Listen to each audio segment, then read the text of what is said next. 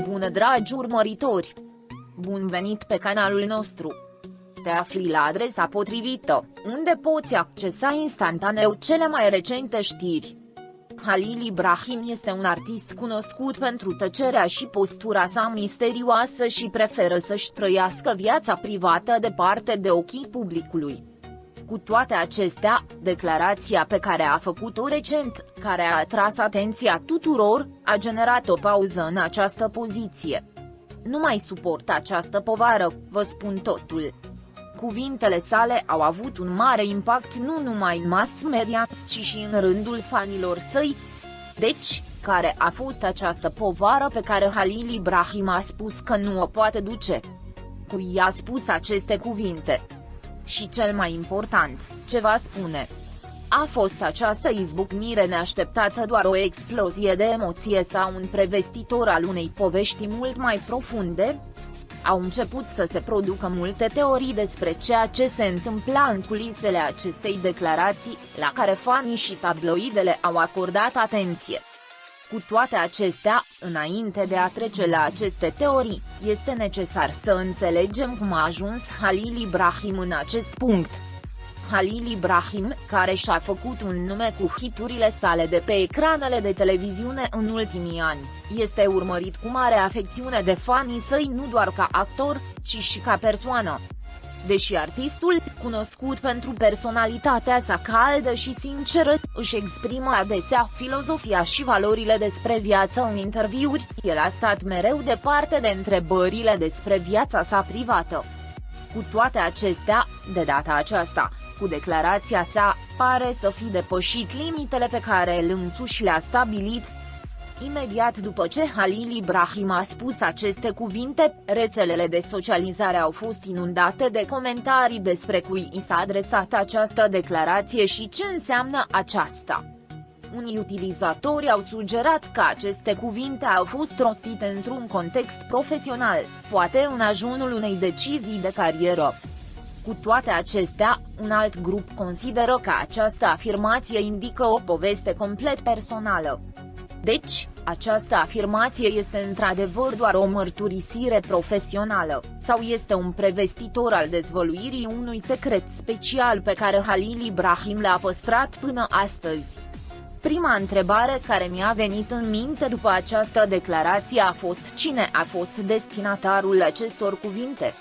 Oare persoana pe care Halil Ibrahim a vrut să împartă această povară cu un membru al familiei, cu un prieten sau poate cu o persoană care deține un loc special în viața sa?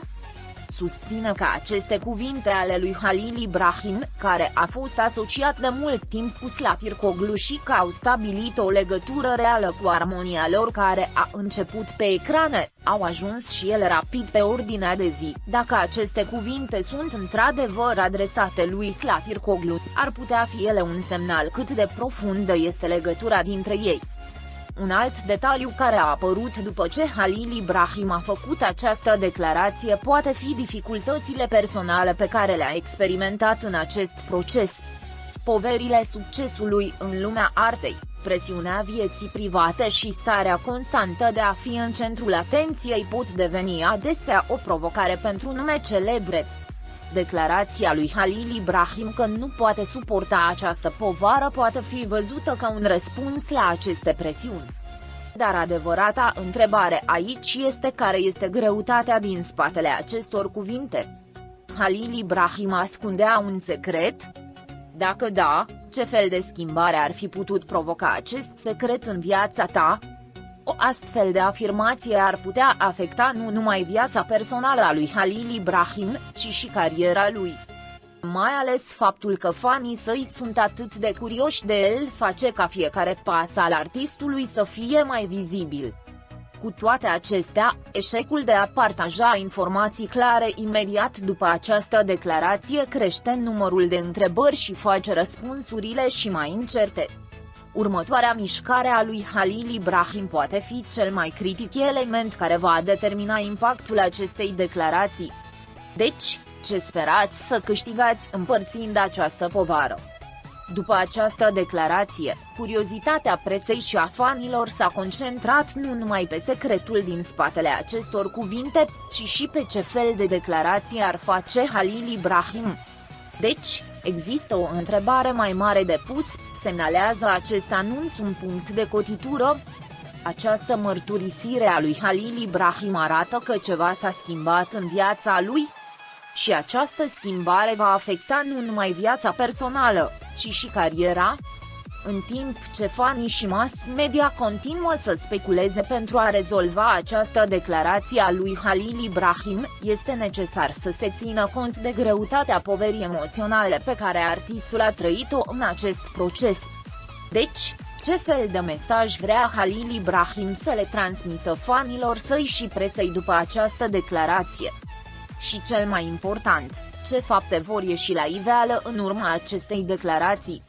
Drept urmare, Halil Ibrahim a spus: "Nu mai suport această povară, vă spun totul." Cuvintele lui nu trebuie privite doar ca o explozie de emoție.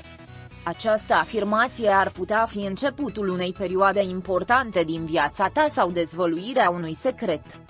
Cu toate acestea, poate fi necesar să așteptați puțin mai mult pentru a afla care sunt faptele din spatele acestei afirmații.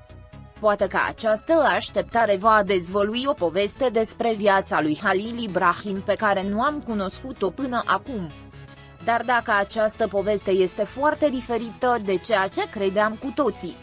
Pascali